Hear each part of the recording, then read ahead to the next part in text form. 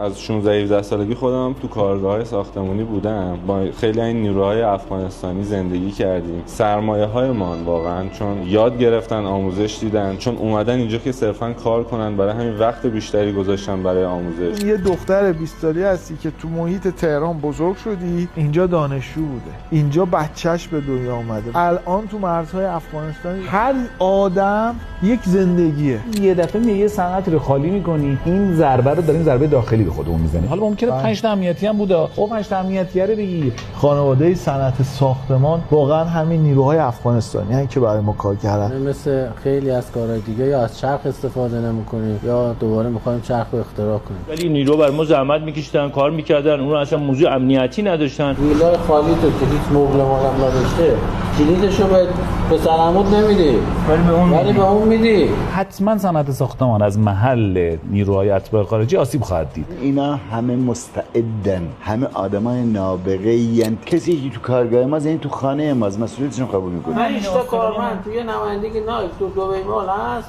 5 تا مال 5 تا کشور مختلفن. ما روزهای پرکارتر از گذشته‌ای رو در پیش داریم. با خارج کردن کل این آدما که نمیشه اون مشکل رو حل کرد. سالهای سال سرمایه‌گذاری شده روی این افراد. خجالت میکشم به روی خیلی از اون آدما نگاه کنم. ما رو جدا از این بحثا بدونید، ما قدردان هستیم.